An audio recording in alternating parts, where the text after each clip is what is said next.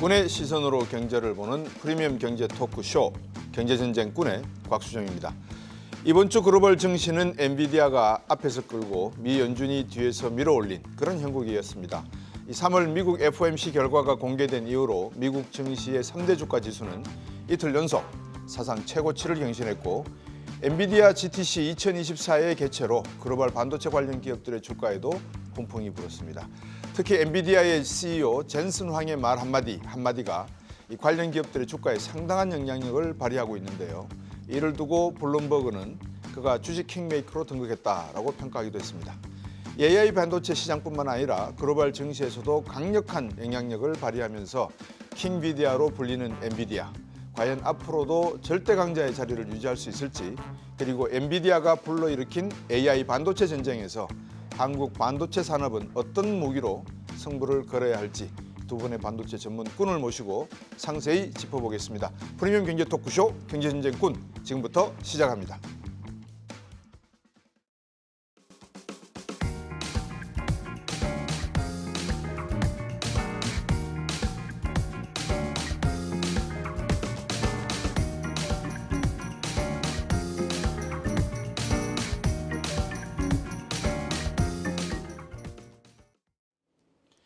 과거 애플의 스티브 잡스가 있었다면 이제는 엔비디아 젠슨 황의 시대가 도래한 것 같습니다. 서풍, 동풍이라고 비교해 볼까요? 이 테슬라의 일론 머스크를 넘어서는 스타 CEO가 됐는데 이번 엔비디아 GTC 2024의 기조연설에서도 트레이드마크인 검은색 가죽 점퍼와 바지를 입고 16,000여 참가자들의 환호 속에 등장해서는 차세대 AI 반도체와 AI 플랫폼 등을 공개했습니다. GTC는 GPU 테크놀로지 컨퍼런스의 약자입니다. 이 연례 행사가 올해처럼 주목받은 건 처음이 아닐까 싶은데요. 이주환 박사님께 먼저 한번 여쭤보고 싶습니다. 어떻습니까? 예전에도 IT와 반도체 산업에서 저희들이 가치가 높은 이런 여러 가지 컨퍼런스가 있었는데 우리가 모르고 지난 게 많았지 않습니까? 이번에 확실히 젠슨 황의 위상도 달라지고 GTC 컨퍼런스라고 하는 컨퍼런스의 위상도 달라진 것 같습니다. 어떻습니까? GTC 컨퍼런스가 이미 개최된 건 꽤 오래된 것으로 알고 있는데 사실은 대부분 우리가 모르고 있었다는 얘기는 그다지 관심을 갖지 않았었던 행사라고 보시면 될 것 같고, 굳이 성격을 얘기를 하자면 엔비디아의 전 세계에 흩어져 있는 개발자들이 모여서 함께 이제 성과를 나누기도 하고 미래 로드맵을 밝히기도 하는 컨퍼런스, 개발자 회의 같은 거고요.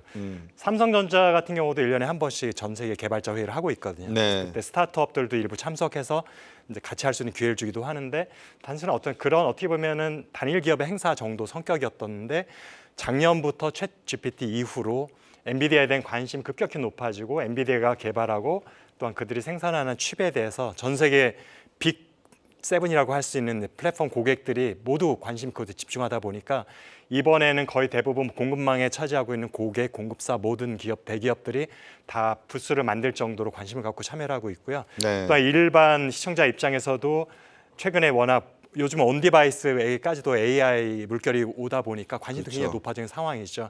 그러다가 전 세계 거의 뭐 30억 명이 누적해서 이것을 시청했다라는 데이터도 나오고 있을 정도로 급격하게 관심도가 높아졌던 행사라고 보시면 될 것 같습니다. 김양평 연구원님, 지금 과거에는 방금 말씀 주셨지만 이번에는 한 16,000여 분 참가했다는데 과거에는 뭐 1,000명, 2,000명 그래서 회사 내에 그냥 작은 소개회 이 정도에 불과했었다고 하는데 새로운 용어들이 좀 나오긴 합니다. 블랙웰이라고 한다든지 그리고 뭐 AI 칩 중에서 B 시리즈 등이 이번에 주목을 받았다고 하는데 어떤 내용들입니까? 뭐 일단 앞서서 말씀하신 것처럼 예전에는 규모가 작았던 게 이제 말씀하신 그래픽 카드, 엔비디아가 그 그래픽 카드를 만들었고 컴퓨터의 어떤 보조 장치로서 그래픽 카드가 활용이 됐었던 거죠. 그러다 보니까 그런 단순한 기능을 하는 칩이다, 뭐 그런 세트다라는 인식이 있었고 거기에 관련된 사람들이 모여서 이제 기술자 개발 컨퍼런스를 했었고, 사실 이제 그래픽 카드가 주목을 받게 된 건 게임 그래픽 쪽이 우선이었습니다. 그러다가 이제 이게 점차 AI의 그런 기술을 구현하는 데 적합하다라는 판정을 받게 되었고, 그러면서 이제 GPU가 단순한 게임 그래픽용이 아니라 이런 우리가 AI 기술을 개발하는 데 사용할 수 있는 것이다라고 인식이 넓혀지게 되었고, 그러면서 이제 이런 주목을 받게 된 것이죠. 지금 말씀하신 이제 블랙웰이라든지 그다음 B 시리즈라는 부분들은 우선 블랙웰을 말씀을 드리면은 이전에 이제 블랙웰 자체는 아키텍처입니다. 아키텍처라는 건 그 어떤 칩을 만들 때 그 구조가 되는 거죠. 어떻게 칩을 배열하고 어떤 기능을 하고 그런 이제 큰 틀을 만드는 것인데 이전 세대는 호퍼라는 네. 예, 그러한 아키텍처가 있었는데 이번에 새롭게 발표를 한 것이 이제 블랙웰이다. 그렇게 보시면 될 것이고요. 네. 그리고 B 시리즈라는 것은 이러한 그 아키텍처를 가지고 만든 시스템 서버 AI 서버의 그러한 이제 뭐 일종으로 보시면 되는데 네. 이 앞서서는 우리가 H100이라는 게 지금까지 얘기가 많이 있었습니다. 네. 그러니까 앞서 말씀드린 호퍼라는 아키텍처를 이용한 H100 그리고 H200 시리즈 네. 그게 지금 현재 가장 많이 판매되고 있는 그런 AI 서버로 보시면 되고 네. 블랙웰은 이제 그 다음에 나오는 서버로 거기에 뭐 B100, B200, GB200 이런 용어들이 같이 사용이 되게 되는 것입니다.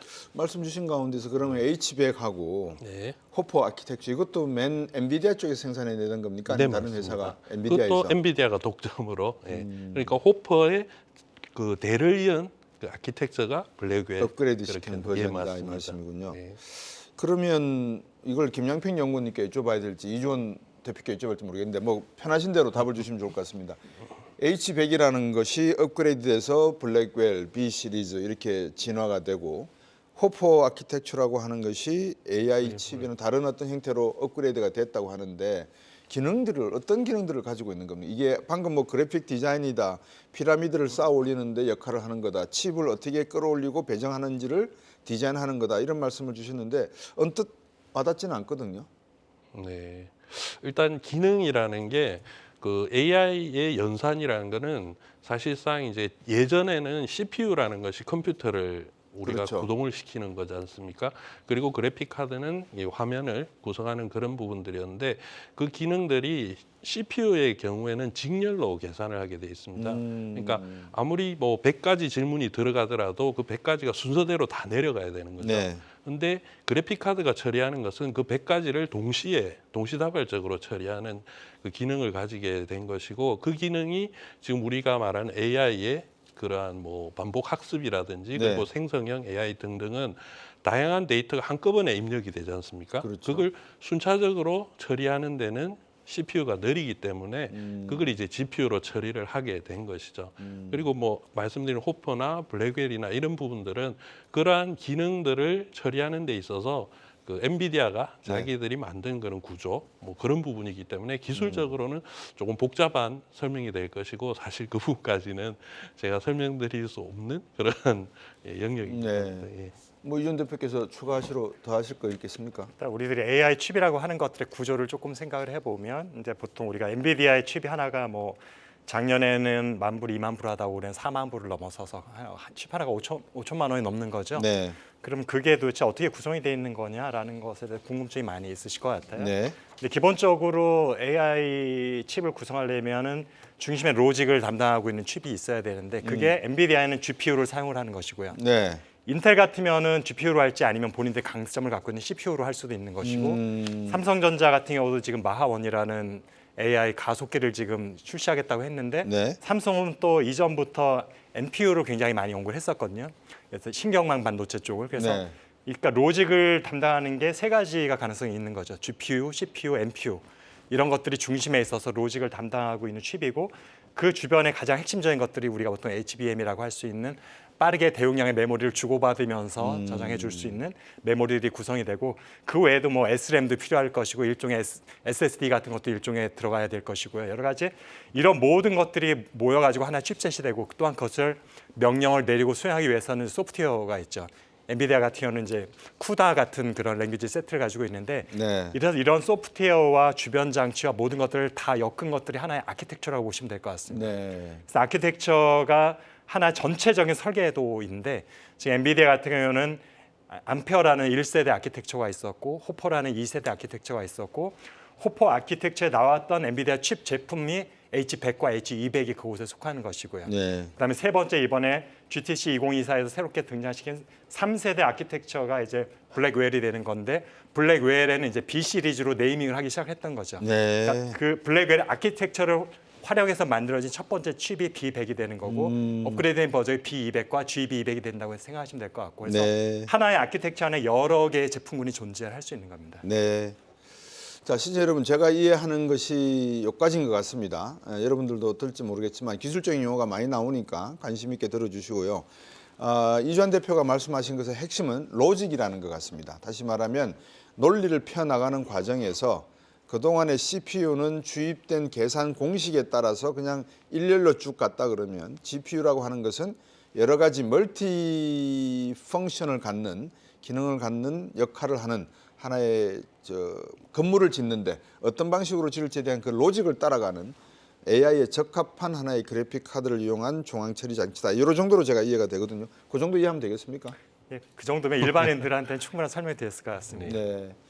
자, 그러면 이제 말씀 주신 대로 조금 더 따고 들어가면 이거를 이제 응용을 할 거 아니겠습니까? 네네. 결국 젠슨 황이 이야기한 것도 그렇고 앞으로 로봇 산업이나 바이오 산업이나 또 AI 산업이나 이러한 GPU의 어떤 처리 장치를 아키텍처 삼아서 로직을 끌고 갈 건데 GPU 가지고만은 안 될 수도 있고 아니면 GPU 말고 다른 어떤 칩을 또 생산할 가능성도 있고 어떻게 보십니까? 그거? 그렇죠. 이제 AI 기술이라는 게 사실은 아주 다양한 그게 있는데 당장 우리가 알고 있는 AI 기술을 구현할 수 있는 가장 최적화된 것이 지금의 뭐 엔비디아의 칩이었고 네. 거기에 들어간 게 GPU였다. 그거기 때문에 앞으로의 다양한 산업에서 이 AI 기술은 분명히 들어갈 수밖에 없습니다. 네. 그리고 AI라는 게 뭐 지금은 AI 기술로 뭔가 특이하게 보이겠지만은 사실은 그게 아니고 모든 산업이나 모든 서비스에 그냥 당연하게 AI 기능이 들어가는 거죠. 뭐 간단하게 얘기해서 우리가 지금 AI라고 표현을 하지 않지만 예전부터 연구를 많이 했던 자율주행 자동차 네. 사실 그것도 AI 기능의 일부거든요. 예. 예, 그런 식이기 때문에 뭐 이런 반도체가 그리고 AI 기능을 수행하는 반도체가 GPU만 있다. 그게 아니고 앞서서 우리 이 대표님 말씀하신 것처럼 삼성이 개발하고 있는 NPU라든지 네. 예, 그런 다양한 반도체도 다 AI 반도체에 들어간다. 그렇게 보시면 될 것 같습니다. 네. 지금 저희들이 GPU를 사용해 보면 이 친구들하고 번역해봐. 그럼 번역이 되는데 숫자 2-2는 얼마지? 그럼 얘가 가끔 가다가 혼돈해서 8 이러거든요. 그러니까 연산은 안 되는 것 같아요. 다시 말씀드리면 인공지능이라고는 하지만 칩의 특성에 따라서 가지고 있는 특징이 각각 다른 것 같거든요. 이제 그런 걸 어떻게 보완을 해 나가야 되는데 어떻습니까? 그러면 결국은 젠슨 황도 그렇고 뭐 에론 머스크도 그렇고 각자가 지금 생각하고 있는 AI의 파트가 있지 않겠습니까? 제가 볼 때는 에론 머스크가 더 많은 빅데이터를 통한 어떤 그 인공지능적인 실험을 할 수 있을 것 같은데 디지털 트윈이라고 하는 이 용어, 이 용어를 통해서 에론 머스크나 젠슨 황이 생각하고 있는 게 무엇인지 시청자분 좀 궁금하실 것 같아요. 어떤 내용입니까? 디지털 트윈이. 일단 디지털 트윈이라는 게 결국 가상현실을 이용한 것이 될 것이고 뭐 예전부터 사실 사람들이 직접 할 수 없는 부분들을 우리가 시뮬레이션을 한다. 컴퓨터로 그걸 미리 연습을 해본다 이런 말들을 많이 썼지 그렇죠. 않습니까? 예. 예.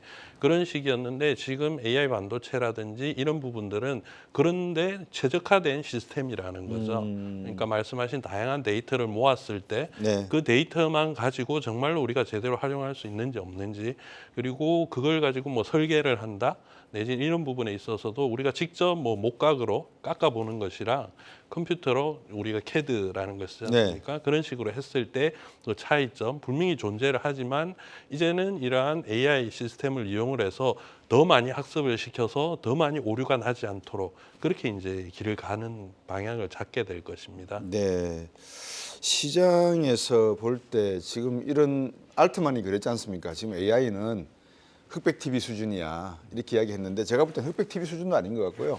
진공 트랜지스터 수준이 아닌가 싶기도 한데 어떻습니까? 우리 이주환 대표님 보시기에 방금 말씀 주셨던 우리가 이제 보통 항공 조종사 같은 경우에 시뮬레이션 하는 걸 많이 보지 않습니까? 군사 작전에서도 시뮬레이션을 하고요. 그런 기능을 디지털화한다. 이걸 디지털 트윈이라고 부르는 것 같은데 언뜻 듣기에는 이런 작업에 앞으로 AI 기능이 많이 도입이 될 것이다. 이거는 분명할 수 있겠네요. 보니까. 최근에도 보면 국내 대기업 중에서 포스코하고 삼성전자가 예. 자사의 생산 시설에 이제 디지털 트윈을 도입을 하겠다라고 이미 공천을 네.表명을 했거든요. 그래서 아마 그 기술들을 많이 도입을 할 것 같고 지금 말씀하신 것이 지금 뭐 흑백 TV 수준도 아니다라고 얘기를 했다더라 얼투만이. 근데 그게 어떻게 보면은 그렇기 때문에 엔비디아가 빠르게 성장할 수 있었던 것 같습니다. 왜냐하면 CPU랑 GPU의 특성과 퀄리티를 비교를 해보면 예. CPU는 대학생이라면 예. GPU에는 굉장히 많은 중학생. 그러니까 한 명의 고차원 계산할 수 있는 대학생 한 명을 데리고 일을 하는 게 CPU 시스템에서의 아키텍처인 거고 네. 그만큼 뛰어나진 않지만 100명, 200명을 데리고 다 역할을 분담시켜가지고 많은 데이터를 돌멩이 많이 모아와 하면 더 많은 사람이 있는 게 유리한데 그게 바로 GPU라는 특성인데 가격도 훨씬 싸죠. 인건비가 싸죠. 그런데 현재의 AI 수준은 그 정도 수준인 거죠. 알파고의 바둑을 생각해 보면 이건 특별한 수를 생각해야 하니까 얘가 놓을 수 있는 모든 경우에서 그냥 다 빠르게 돌려보는 거잖아요. 그러니까 시간과의 싸움이 필요한 거고 지금도 어떤 데이터를 우리가 챗 GPT를 해보면 갖고 있는 많은 데이터를 해서 찾아오는 것이 스스로가 논리적인 추론해서 미래를 예측하는 능력은 아직은 없는 거거든요. 그러다 보니까 싸고 병렬로 이용해서 많은 작업을 할 수 있는 GPU가 유리했던 거고 네. 그래서 AI 시장의 현재로서는 GPU로 시작이 됐던 것인데 AI 수준이 점점 높아져가지고 미래를 예측하는 현재 경제학자들이나 이런 사람들이 하는 것 이상의 것들 우주 뭐 천체 물리 같은 쪽을 가게 되면 GPU로서는 사실 그걸 감당할 수 있는 수준이 안 될 수도 있습니다. 그렇기 때문에 정말 굉장히 고차원적인 캘큘레이션과 연산을 해야 되는 단계가 되는데 GPU는 특성상 그런 거에 적합한 것은 아니거든요. 그렇게 되면 이제 AI 시장에 한 차례 변화가 크게 나올 수도 있는 시점이 되는 거죠. 그렇게 됐을 때 이제 CPU 위주가 되거나 NPU 위주가 될 수가 있는 것이고 그렇게 되면은 엔비디아에는 현재 지금 그래서 여기에 안주해 가지고는 미래 산업에도 계속 경제율을 차지할 수 있을 것이냐라는 고민이 또한 생길 것입니다. 네. 그러니까 지금 아마 다른 것도 아마 연구 개발을 하는 단계에 있지 않을까 생각을 하고 있습니다. 근데 어쨌건 방금 제가 오프닝에서도 말씀을 드렸는데 킹비디아 뭐 이런 별명을 젠슨 왕이 취득을 했단 말입니다. 그러니까 새로운 저희들이 지금까지 기술적인 이야기를 좀 시청자분들에게 말씀을 드려서 좀 혼란스러울 수 있을 것 같은데 이제 가격 이야기를 한번 제가 네네. 돌아가 보려고요. 네. 이번 GTC 2024에서 젠슨 황이 야, 앞으로 우리가 이런 GPU를 개발하고 H 시리즈 그다음에 GPU 시리즈를 개발하려면 이런 기업들이 따라올 거야, 같이 갈 거야 소개한 기업이 있다 그러더라고요. 네네. 어떤 기업들입니까? 일단 그 기업 소개한 기업들이 앞서 말씀하신 이런 시뮬레이션 등 있지 않습니까? 네. 반도체는 그걸 설계하기 위해서 이미 EDA 시스템이라고 일반 그 건축 같으면은 CAD 시스템과 같은 건데 그렇게 시뮬레이션을 하는 기능의 프로그램 만드는 업체들이 있습니다. 네. 그게 이제 시놉시스라든지 예. 뭐 일부 회사들인데 그런 회사들을 소개를 했고요. 네. 그런 회사들을 소개함으로써 이러한 이 AI 반도체를 설계한다든지 그리고 그걸 이용해서 또 어떤 프로그램을 개발하는 업체들이 충분히 같이 갈 수 있는 것이고요. 그리고 뭐 안시스도 마찬가지고 데일 테크놀로지도 그런데 이러한 컴퓨터와 관련된 그리고 반도체와 관련된 일부의 생태계 그런 회사들을 다 이번에 소개를 했습니다. 그러니까 자기들이 만들고 있는 AI 시스템을 구축하기 위한 제조 단계 협력 업체 네. 그리고 그 시스템을 가지고 뭐 컴퓨터를 만들든지 시스템을 만드는 업체들 그렇게 함으로써 지금 그 AI 생태계를 자기들이 업체들과 먼저 강력하게 구축을 하겠다. 그러니까 이러한 시스템을 이용하거나 서비스를 활용하고자 하는 고객들은 그냥 우리에게 오면 된다라는 부분을 지금 얘기를 한 거죠. 엔비디아에 오면 원스톱 쇼핑이 가능하다. 그렇죠. 이 예. 말씀인 것 같은데요. 우리나라 기업 중 소개된 기업이 있습니까? 아쉽게도 전반적으로 그때 언급된 업체들이 제조업체들은 아니고 솔루션 업체들하고 그다음에 디자인 하우스 업체들이거든요. 결국엔 설계와 연관돼 있거나 이미 갖춰진 시스템의 효율성을 높이기 위해 가지고 인티그레이션 하는 쪽의 업체들인데 네. 사실은 한국이 제조나 공정 쪽은 강하지만 강자들이 있지만 그런 쪽은 현재 우리도 좀 약한 부분이어가지고 고민이 많은 부분이어서 엔비디아 같은 거대 기업의 파트너가 될 정도로 이제 명함을 낼 만한 업체는 많지는 않을 거라고 일단 생각이 되고 있고요. 지금 어떻게 보면은 팹리스의 영역인 거잖아요. 지금 AI 칩 같은 경우도 엔비디아도 TSMC에서 전반적으로 그러니까 최종적인 패브리케이션을 다 하기 때문에 네.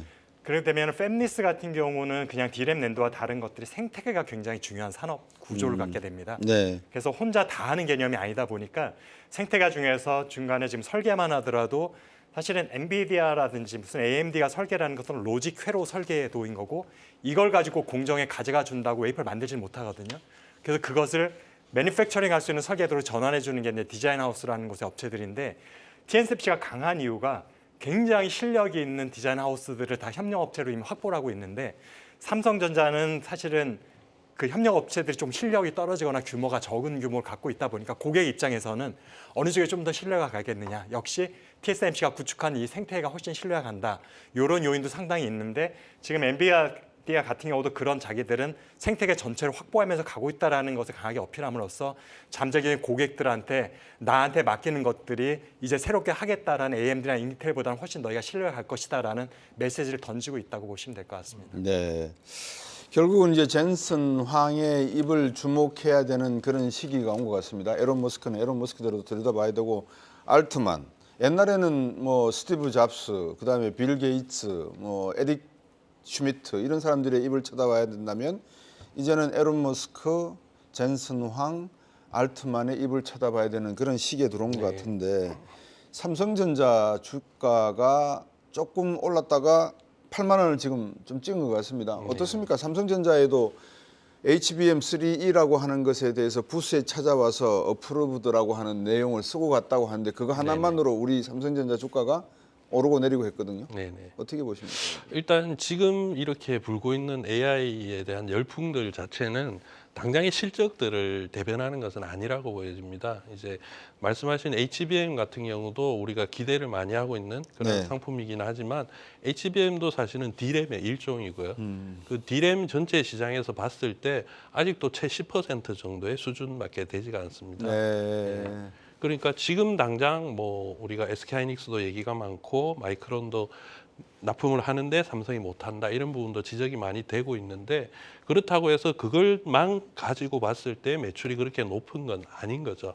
예, 그렇기 때문에 지금 당장 그걸 일희일비해서 뭐 주가가 움직인다라는 거는 거기에 대한 기대감이고 그리고 메모리 반도체라는 것은 지금 말씀하신 뭐 젠슨왕이라든지 일론 머스크라든지 예, 이런 사람들이 AI 로직 칩을 만들고 서버를 만들지 않습니까? 네. 그랬을 경우에 그 속에 메모리 반도체는 무조건 들어갈 수밖에 없어요. 그렇죠. 사실은. 예. 예. 그 메모리 반도체에서 데이터를 저장을 하고 처리를 해줘야만이 그 로직이 제대로 AI 기능을 수행을 하는 것이거든요. 네. 그러니까 굳이 언급이 되지 않더라도 메모리 반도체는 당연히 거기에 들어갈 수밖에 없는 것이고 그렇기 때문에 뭐 이것 가지고 당장 크게 요동을 치거나 움직이지 않아도 그렇다고 해서 우리가 AI에 밀리고 있다라고 표현할 필요는 없을 것 같습니다. 네. 다만 그러한 핵심 AI 칩을 아직 우리나라가 뭐 제대로 대표적으로 내놓지 못하고 있다. 그건 또 별개의 문제가 되는 것이고요. 네. 근데 이제 칩도 말씀드렸지만 메모리와 비메모리가 있는 것이고 그나마 우리가 특화되어 있다고 하는 게 메모리 쪽 칩이고 그게 HBM이고 네. 그게 SK와 삼성이 SK가 먼저 개발을 했고 삼성이 지금 뭐 4 정도 내놓을 지금 준비를 하고 있다고 하는데 어떻습니까? 그러면 이게 D램 전체 시장에서 10% 정도밖에 마켓 쉐어가 없다고 하는데 그 10%의 90%를 SK와 삼성이 하고 있지 않습니까? 네, 맞습니다. 그러면 한국 반도체 업황은 이 HBM을 통해서 2024년 이후에 개선될 가능성이 확률이 매우 높다. 그렇죠. 예, 이 HBM 자체가 지금 제가 드린 말씀은 당장의 시장 규모를 말씀드린 것이고요. 이게 24년, 25년이 가면은 이제 지금의 D램 시장 10%에서 20%, 30% 점점 늘어나게 될 것입니다.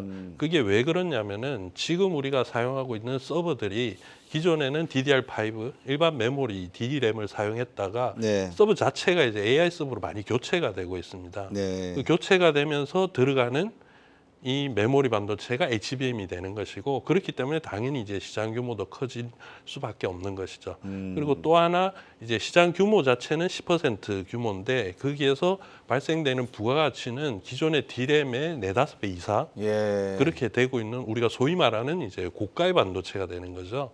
그 고가의 반도체의 시장 점유율이 이렇게 늘어나는데 우리 기업들이 시장의 90%를 차지하고 있지 않습니까? 네. 그럼 당연히 그것이 우리의 반도체 시장을 이끌어 가는데 예, 그러한 주요한 품목이 된다라고 보실 수 있을 것 같습니다. 네. 전체 시장에서 10% 정도밖에 차지하지 않고 있는 그런 시장이지만 시장 점유율 자체가 SK와 삼성이 마이크론보다는 마이크론까지 포함해도 네네. 상당히 높다는 걸 감안하면 우리의 HBM 시장의 어떤 시장 점유율은 앞으로 가면 갈수록 좀 더 개선되고 좋아질 것 같다는 말씀을 주셨습니다. 그러면 우리나라의 HBM이 지금 삼성이 4까지 내놓을 생각이죠. 4E를 내놓는다라고 발표는 한 것 같은데 아직 네네. 제품은 안 나온 것 같고요. 네. 그 가능성은 어느 정도고 이게 HBM이라고 하는 것이 결국은 엔비디아가 요구하는 GPU 시스템이나 NPU 시스템으로 갈 때의 결정적인 한 파트가 될 건지에 대한 것도 궁금하거든요. 지금 아마 엔비디아의 독주를 막고 싶어하는 많은 플레이어들이 있을 것 같고요. 이제 그들이 엔비디아와 똑같은 칩셋으로 구성을 해서는 아마도 경쟁력을 갖기가 쉽지 않겠죠.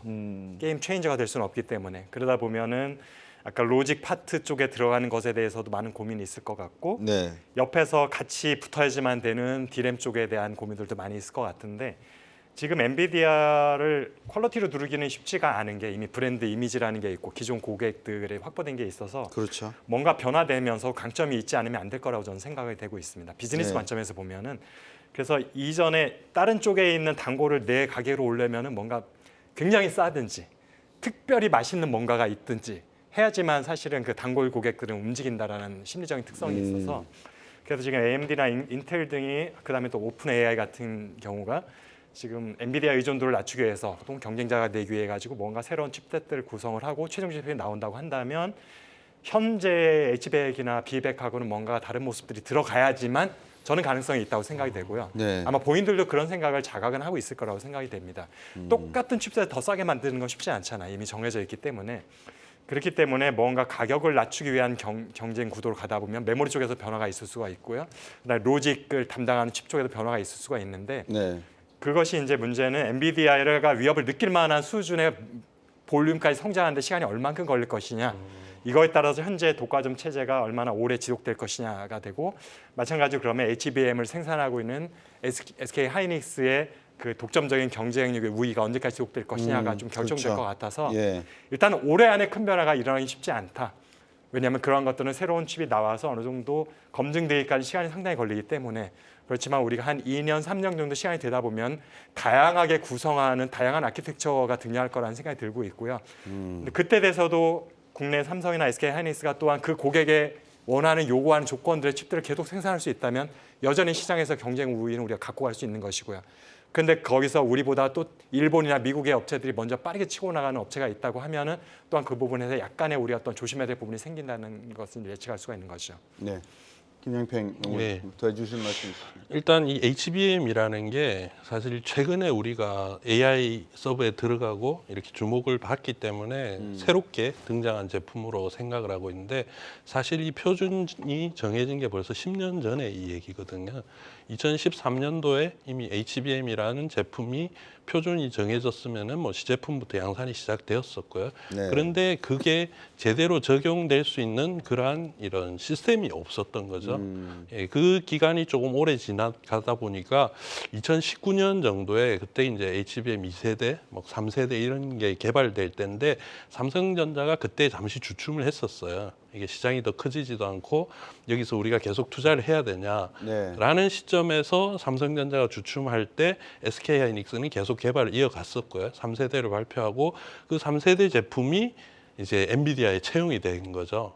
그러면서 엔비디아의 그러한 시스템에서 소개가 많이 되고 SK하이닉스가 독주적으로 가게 되는데 앞서 말씀하신 것처럼 지금 HBM 시장 점유율이 SK하이닉스가 세계의 이제 50%를 차지하고 있고 삼성이 40%, 마이크론이 10%라고 지금 알려져 있습니다. 네. 작년의 기준인데 그런데 또 하나는 뭐냐면은 엔비디아에 독점 공급하고 있는 기업은 SK하이닉스밖에 없어요. 네. 삼성전자는 지금 엔비디아에 납품을 아직 못하고 있죠. 앞서서 이제 승인이라고 적어줬지만 그게 납품을 승인했다는 게 아니고 테스트하고 있다. 뭐 긍정적인 신호를 했지 않습니까? 네.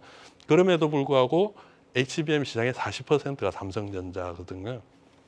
그러면 꼭 HBM이 엔비디아에만 사용되지는 않다는 거죠. 다른 이런 이제 AI 가속기, AI 서버를 만드는 업체들도 지금 현재로서의 고대역 메모리 그리고 DDR 그 4, 5 이런 D램보다 더 성능이 좋고 용량이 큰 메모리는 역시 HBM이 지금 어떻게 채용이 되고 연구 개발되고 있다는 거죠. 네. 그렇게 봤을 때는 우리 기업들이 이걸 선점해서 가고 있다. 그리고 앞서 말씀하신 이제 HBM 뭐 4라는 부분들은 사실은 그 부분들은 아직 표준이 정해지지 않은 정말 연구 개발 단계거든요. 네. 그러니까 표준이 정해져 있는 게 지금 4세대 HBM3까지고 그리고 3E가 조만간 이제 아마 표준이 정해지고 그게 앞서 말씀하신 블랙웰이라든지 이런 최신식 시스템에 도입이 될 거예요. 네. 그러면서 이제 마이크론과 SK하이닉스, 삼성전자가 지금 서로 자기들이 먼저 개발했다. 그리고 양산을 한다라고 앞다투어 얘기하고 있지 않습니까? 네. 이런 식으로 했을 때 이제 다른 업체들 조금 전에 이 대표님께서는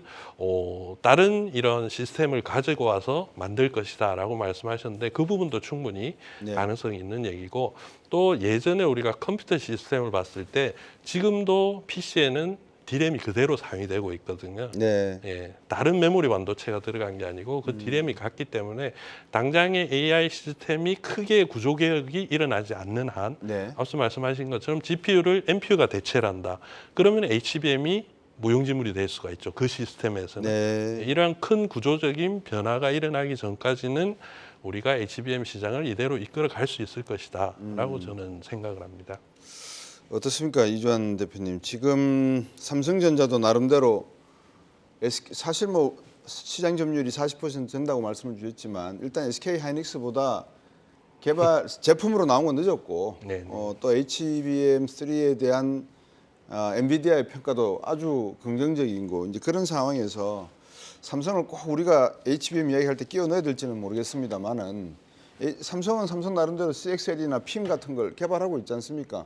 그러면 이거를 시장에 내놓고 이게 HBM보다도 더 성능적으로 속도적으로 빠르다. 그리고 로직이 상당히 괜찮다라고 입증만 해주면 젠슨황이 뭐 굳이 HBM 쓰겠습니까? 다시 삼성전자로 가지. 어떻게 보십니까? 그 가능성은? 지금 일단은 언급해 주신 그 세 가지가 조금씩은 서로 다른 아, 성격이어가지고 그렇습니까? 예. 일단 HBM이라는 거는 앞서도 말씀해 주셨지만 그냥 D램의 한 종류인데 패키지가 새로운 공법의 그렇죠. 패키지라는 예. 거고 CXL이라는 것도 어떻게 보면은 뭐 패키지에 좀 더 가까운 거죠. 새로운 메모리 종류라기보다는 메모리와 메모리 이외의 다른 컴포넌트하고 좀 더 빠르게 데이터를 주고받을 수 네. 있도록 게이트를 형성한다든지 이런 기술인 거고 PAM 같은 경우는 사실은 또 조금 더 다른 개념인데 이건 패키지 개념이라기보다는 메모리 안에 어떤 로직 칩의 기능을 할 수 있도록 만든다. 그러니까 그건 정말 새로운 메모리인 거죠.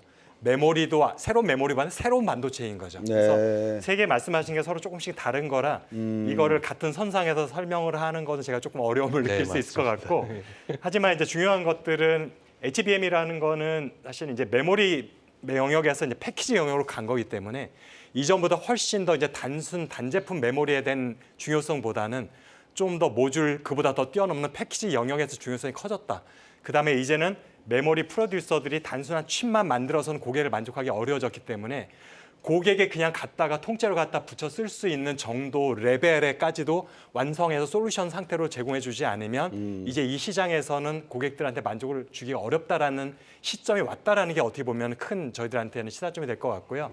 그런 면에서 HBM이 하나의 큰 전환점이 된 것이고 삼성전자 계속 개발하고 있는 CXL이나 PIM은 HBM과는 좀 다른 결이긴 하지만 여전히 이것도 이제 단순한 칩 개념이 아니라 솔루션 개념을 접근을 해서 우리가 고객한테 우리가 갖다 쓰면은 니네 그냥 기판에 꽂기만 하면은 이 정도 성능이 향상이 돼라는 것들을 제공할 수 있다라는 역량을 보여주는 거거든요. 그래서 이제는 반도체 칩 메이커들이 단순히 칩 메이커가 아닌 좀 더 하이 레벨의 약간 모듈 이상의 것들을 제공해야 되는 솔루션 업체 쪽으로 가고 있다. 그러다 보면은 설계나 솔루션에 대한 소프트웨어에 대한 능력이 좀 더 중요해지는 시점이 된 거고요. 그래서 반도체 기업에 있는 부분들이 이제는 설계 쪽에도 좀 더 그다음에 좀 더 하이 레벨의 솔루션까지도 관심을 가져야 되는 세대로 전환되고 있다. 이런 메시지가 더 강한 것 같습니다. 네. 그 어느 분이 그런 말씀을 주셨어요. 일단 제가 잘못 예를 들어 시청자분들에게 전달드린 부분은 바로 잡아주셔서 감사드리고요. 그러니까 이게 지금 앞에서 제가 들었던 전문가분의 이야기는 이 AI 산업을 하려면 세 가지가 핵심적인 부위가 있다. 하나가 볼륨이고 데이터의 볼륨이 많아야 되고 데이터의 버라이티, 종류가 아주 다양해야 되고 그다음에 데이터의 어떤 velocity라 그럴까요? 임팩트, 이게 좀 강하게 나와야 되는 측면이 있는데 이 세 가지의 부위를 단순히 HBM3라고 하는 것은 저장했다가 엘리베이터 타고 내려오면서 뿌려주는 역할에 끝난다면 CXL이나 PIM 같은 것들은 그나마 그 안에 로직을 가지고 있으면서 조금 계산을 해서 그 계산된 내용을 가지고 다시 GPU나 다른 아키텍처 하는데 로직을 업그레이드 시켜주는 역할을 하는 기능을 갖고 있다. 이렇게 이해하면 되겠습니까? PIM은 그게 맞는데 네. CXL은 그거랑 또 조금 다르게 다릅니까? 예. 보셔야 될 것 같습니다. CXL은 시스템이 아니고 예. 그냥 이 메모리 반도체를 어떻게 연결하는가 아, 그런 구조이기 때문에 그렇군요. 그것보다 이제 PIM이 말씀하신 데 맞을 것 같고요. 앞서서 말씀드렸지만은 물론 이제 그러한 기능을 가진 반도체를 만드는 것도 좋지만은 결국 그 데이터를 처리하는 고유의 우리의 그 경쟁력 있지 않습니까? 네. 이걸 더 잘 살려서 예. HBM과 같은 그리고 그게 연결되는 건 사실 CXL이고요. 이런 게 참 좋은 것이고 네. PIM 같은 경우는 뭐 기존의 시스템은 로직 반도체 주변에 메모리 반도체가 있어서 이게 네. 컴퓨터 구조가 된 것이었거든요. 네. 근데 그게 이제 거꾸로 가자는 거죠. 중심에 메모리 반도체를 두고 다양한 기능의 로직 반도체를 거쳐서 그 메모리 반도체를 더 효율적으로 사용하고 뭐 기능적으로 소위 말하는 엣지 컴퓨팅이 된다든지 가자는 부분들이기 때문에 우리가 그쪽 시장을 개척하는 건 분명히 좋은 현상입니다. 따라서 AI에서 우리가 차지하기 위해서 가는 게 아니고 그냥 우리가 가지고 있는 기술과 경쟁력을 살려서 새로운 분야를 개척해 나간다. 저는 그렇게 봐야 되지 않나라고 개인적으로 생각합니다. 그 개당 가격을 갖다가 아까 앞에서 말씀 주시기에 4천만 원에서 5천만 원, 그죠? 그게 지금 25,000불에서 뭐 4만 불까지 그러니까요. H100 시스템이 거론이 되고 있고 그정되고 있지 않습니까? 그러면 이제 가격이 이렇게 높으면 결국은 시장은 그 높은 부가가치를 따먹기 위해서 덤벼든단 말입니다. 덤벼든다는 그렇죠. 말은 이제 생산물을 만들어낸다는 네, 의미인데 맞습니다. CXL과 PIM이 서로 다른 기능이긴 하지만 이것들도 H100에 따라서 가야 될 것이죠. 그러니까 호환성이 있어야 되지 않겠습니까? 아니요, 그거랑 다른 다른 것이고 겁니까? 아. 그렇게 만들어진 것은 오늘 네. 이제 아까 말씀하신 마 시스템 설명을 좀 해주시겠습니까? 삼성전자가 이제 어제 주총에서 이제 AI 관련해서 AI 가속기 일종인 마하1을 출시 곧 하겠다. 그래서 이미 이제 네이버하고는 1조 원의 계약을 맺었다라고 발표를 했거든요. 네. 어떻게 보면은 우리가 지금 AI 하면은 뭐 오픈 AI 아니면 엔비디아를 떠올리고 있었는데 삼성전자가 메모리 좀 뒤졌네라고 생각했는데 아예 메모리가 아닌 AI를 만들어서 개발이 끝났다라는 식으로 지금 발표를 해가지고 어떻게 보면 술렁술렁한 입장인데, 근데 재미있는 것들은 엔비디아에는 아까 초반에 우리가 말씀드렸지만 아까 로직 칩을 사용할 수 있는 세 가지 중에서 GPU를 사용을 하고 있고 메모리 중에서 선택한 것들이 처음에는 우리가 DDR을 가지고 사용했었어요. DDR을 써서 굉장히 넓은 면적에 굉장히 많은 DDR을 그러니까 1층짜리 집을 수십 채를 지어서 사용하다가 효율성이 떨어지고 속도가 병목 현상이 생기니까 아파트로 가자 해서 재개발해서 나온 개념이 이제 HBM을 쓰기 시작한 건데, 삼성전자가 지금 말씀하신 가격이 굉장히 사실 큰 문제잖아요. 엔비디아 토탈 칩셋 하나가 4만 불이 넘으면 도대체 이거를 쓰는 그러니까요. 고객이든 데이터 네. 사이트에 들어가면 이게 한두 개가 그냥 몇만 개, 몇십만 개가 들어갈 텐데 가격뿐만 아니라 전력도 굉장히 문제가 되거든요. 그렇죠. 그다음에 환경 문제도 있어요. 냉각수를 돌려야 되기 때문에. 네. 그런데 마하1을 소개를 하면서 우리는 비싼 HBM 대신에 일반 LP DDR을 사용해서 구현을 했다라고 발표를 했습니다. 네. LP DDR에서 LP라는 건 로우 파워라는 얘기거든요. 예. 그러니까 저전력의 DDR. 우리가 잘 알고 있는 DDR. 기존에 우리 모바일 폰에 많이 쓰고 있는. 그러니까 우리가 보통 범용이라고 생각하는 몇 불 안 되는 그 재료를 가지고 우리는 마하1을 구현을 했다라는 얘기고요. 그러면은 일단 전체 칩셋 가격이 어마어마하게 싸진다라는 거. 그다음에 네. 전력 소모도 굉장히 낮아진다라는 네. 장점이 있어서. 네. 근데 문제는 이게 얼마나 퍼포먼스가 나올지 그건 이제 네이버가 먼저 써보고 나면 피드백을 알 수 있을 것 같고. 그래서 이게 정말 성공적인 제품이라고 하면은 전력 소모나 가격 면에서 굉장히 메리트가 있어서 대항마가 될 수 있는 칩셋인데, 근데 아직까지는 현재는 좀 지켜봐야 되겠죠. 네네. 개발이 끝났다라는 것하고 첫 번째 고객이 있는데 그것이 이제 메타나 인텔이나 뭐 구글이 아니라 네이버라는 것들. 그래서 이게 아마도 제가 언급했던 아마존이나 구글이나 메타 같은 곳에서 구매 계약을 확정했다라는 뉴스랑 굉장히 다른 뉘앙스가 될 것 같습니다. 그러면 마하1을 써봐야겠다라는 아마 고객들이 굉장히 많이 있을 것 같고, 그런데 이제 다만 제가 오늘 이제 만났던 이때 설계 쪽에 백그라운드를 가진 교수님하고 얘기를 해보니까 네. 우리가 보통 AI라고 하면 두 가지, 학습과 추론이라는 두 가지 기능. 그래서 우리가 블랙웰의 B100을 설명하면서도 따로따로 구분해서 설명을 했어요. 학습 추론 능력에서는 기존 HBAC하고 비교했을 때 이런 퍼포먼스가 있고 추론 능력에 있어서는 이 정도 퍼포먼스 향상이 있습니다. 그래서 두 개 이제 다른 기능들인데 그 중에서도 이제 그 교수님의 말씀에 의하면 마하원은 그 중에서도 학습 쪽보다는 추론 쪽에 좀 특화되어 있는 것이다. 그래서 범용 AI보다는 추론이 많이 필요한 그런 고객들 쪽에 좀 더 우리가 마케팅에 이제 추종을 한다라면 좋은 성과가 있을 수도 있을 것이다. 이런 이야기를 나눴었는데 그런 면에서 틈새 시장인 거죠, 일종의. 그래서 일단은 연말에 한번 대봐야 될 것 같습니다. 그래서 사용해 본 고객의 피드백을 들어보고 나면 어느 정도 가능성이 있는 건지 장점은 확실한 게 있거든요. 가격하고 전력 측면에서는. 예. 예. 그러니까 지금 말씀해주신 마원이라는 게 앞서 질문하신 H백의 대항마 이게 되는 거고 그렇죠. CXL이랑 PIM은 제가 앞서 말씀하셨지만 조금 다른 결로 봐야 된다. 그렇군요. 네, 그러면 지금 엔비디아의 이런 AI 칩 반도체 칩 기술이 H100 중심으로 해서 이제 진화가 계속되는 와중에 거기에 뒤따라가는 다양한 형태.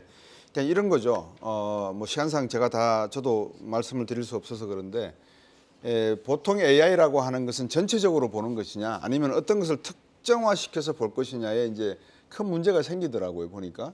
근데 이걸 전체적으로 보는 것이 우선적인 것이지 어떤 것을 특정시켜 버린다 그러면 일기예보를 이야기해. 그러면은 칩이 제대로 된 일기예보를 이야기하지 못하는 인공 칩들은 이야기를 못하는 거지 않습니까? 그래서 이제 교수분들마다 다른 형태의 말씀들을 하시는데 마원이 로우파워인 건 좋다 이거예요. 근데 이게 너무 스페시픽 해가지고 특정화돼 가지고 HBM 뭐 3이라든지 4가 가지고 있는 기능 이런 거를 못하면서 그러니까 부분적으로 하면서 CXL이나 PIM 기능을 갖다가 추가적으로 어느 정도 응용을 해서 돌리는 그런 형태의 칩이라 그러면 써봐야지만 알겠네요. 결국은 올 연말 돼봐야지만 성능을 알 수 있다 이렇게 보여지겠네요. 일단 그게 올 연말 납품야만 연말 시작이 납품이에요? 될 겁니다. 그렇게 해서 납품이 되고 써보면은 그 결과가 나오는데 지금 말씀하신 이제 특수 분야의 AI라는 네. 사실은 이제는 그게 필요하거든요. 그렇죠. 예, 지금 엔비디아가 주목을 받는 건 네. 이게 앞서 말씀드린 것처럼 우리가 알고 있는 AI 기술을 모두 구현을 하기 때문에 그게 주목을 받고 그만큼 범용으로 사용이 되기 때문에 가격이 비싼 거예요. 네. 예, 그러다 보니까 뭐 구글이라든지 오픈 AI라든지 자기들만의 칩을 개발하겠다고 했지 않습니까? 그렇죠. 근데 그 얘기가 우리나라 네이버랑 삼성전자가 MOU를 맺고 개발한다는 얘기가 벌써 오래전에 나와 네. 있었던 거예요. 네. 실제적으로 이제 그 칩을 어제 삼성전자가 발표를 한 건데 그런 식으로 AI가 모든 기능을 다 하는 것도 좋지만은 사실은 그렇지 않은 그 서비스를 공급하는 업체들은 범용 장비는 굳이 필요가 없을 수도 있거든요. 네, 말씀하신 일기예보만 하는 거는 사실 일기예보만 있으면 되는 거지. 그렇죠. 다른 장비는 필요가 없지 않습니까? 네. 그렇게 이제 AI 시장도 세분화가 될 거예요. 결국은 아까 쿠다 말씀도 주셨고 이게 전체적인 AI의 뭐라 그럴까요? 그 피라미드를 하나 세우기까지 필요한 여러 가지의 어떤 알고리즘이라든지 OS라든지 반도체 칩들이 하나 일목요연하게 비춰지려 그러면 한 5년 정도의 세월이 필요할 것 같은데 5년에서 10년. 그 과정에서 핵심은 이거죠. 뭐 우리 SK나 삼성 과연 이들이 가는 방향으로 따라가는 그런 핵심 기술군을 능력을 가지고 있느냐 이 평가를 해야 되는 거 아니겠습니까? 그 평가만 좀 부탁을 드리겠습니다. 그러니까 앞서서도 말씀을 드렸지만은 그러한 AI를 구현하는 칩은 별개의 문제인 거고 우리는 메모리 반도체 물론 이제 제가 계속 메모리 반도체만 얘기를 하고 있는데 그러니까요. 결국 그 경쟁력이 AI 칩이랑 다른 거거든요. 그러니까 우리가 가지지 못한 다른 거를 억지로 쫓아가는 게 과연 맞는가? 저는 사실 그런 고민도 하고 있습니다. 알겠습니다. 우리 이주원 대표님 어떻게 제 질문 이해가 되시는지 모르겠습니다. 이게 사실은 어떤 산업이든지 이게 지속 성장을 하려면은 고객이 만들어 달라는 걸만 만들어 줘서는 한계가 있거든요. 그러니까요. 거꾸로 내가 뭔가 먼저 개발해서 역제안해서 이게 훨씬 전 거보다 좋은데 그렇죠. 써볼래라고 해서 그렇죠. 그래 시장을 그렇게 선점하고 시장을 만들어가는 거거든요. 그렇습니다. 그런 면에 있어서 현재 HBM이 한국 기업들이 선점할 수 있었던 이유가 그런 식으로 엔비디아가 처음부터 같이 개발했다 보니까 이제 하이닉스 제품하고 궁합이 잘 맞도록 시스템이 만들어져 있어요. 아키텍처들이. 여기에 다른 회사에 들어오려면 거길 따라갈 수밖에 없는. 그렇죠. 요게 대한 시장을 만들어갈 수 있는 건데 그렇죠. 이런 식의 이제 약간 어떻게 전략적인 판단이 잘 이루어진다는 거죠. 그래서 무조건 고객이 요구하는 걸 만들어 가지고는 결국 항상 팔로우밖에 될 수 없고 한국이 그러면 5년 후, 10년 후에도 결국에는 새로운 먹거리를 찾기가 힘들기 때문에 이제는 그래서 사실은 우리가 좀 더 고객의 입장에서 내가 고객이라면 먼저 업그레이드된 제품들을 제안을 해서 같이 공동 개발하는 이런 전략들을 좀 더 적극적으로 사용을 해야 되지 않을까 생각합니다. 제가 방향을 찾지 못했던 걸 이주환 대표께서 말씀해 주셔서 감사드립니다. 제가 드리고 싶은 말씀은 그거예요. 우리는 죽게 해봐야 메모리밖에 지금 못하고 있는데 이 메모리 하나 하는 거 가지고도 HBM을 하면서 이렇게 대박 터뜨렸다고 그러고 큰 소리 치고 하는데 실속이 없다는 겁니다. 왜냐하면 이거 하나 팔아가지고 30불, 60불 받아봐야 하나 팔면 4만 불, 2만 불 받는 사람은 어떻게 경쟁을 하겠습니까? 뭐 HBM은 그것보다는 단가는 세죠. 근데 예를 들면 뭐 디램 생산을 많이 하니까 10배. 시장 점유율이 10%밖에 안 되지 않습니까? 전체 디램에서. 비중이 그렇죠. 그렇죠. 네. 그래서 이렇게 해서는 안 되고 방금 이주환 대표께서 말씀하신 대로 삼성이면 삼성다운 뭔가 제품을 내어서 이거를 엔비디아 보고 써보라 그러고 알트만에게 써보라 그래서 이게 우리가 LP다. 그리고 DDR 성능인데 너희들이 원하는 기능에 거의 다 들어간다. 이걸 설명을 해주는 것이 네. 답이 아닌가 하는 게 제 말씀인데 그걸 좀 끌어주셨어요. 감사합니다. 네. 이 질문 하나 드릴게요. 마지막 질문일 수도 있습니다. 제가 지금 드린 질문입니다. 혹시 이주환 대표께서 엔비디아 지금 주가 버블이다 아니다? 일단은 일정 부분 버블이 이미 꼈다고 생각이 되고 있고요. 그럼에도 불구하고 1000불은 찍을 것 같다라는 생각이 드는 찍을 것 같다. 찍을 것 같다는 생각이 드는 이유는 물론 찍고 또 나락으로 떨어질 수는 있죠. 테슬라가 그랬던 것처럼 테슬라가 1000불 찍자마자 그 다음에 6개월, 8개월 동안 200불까지 떨어졌던 걸 우리가 보고 그렇죠. 있어.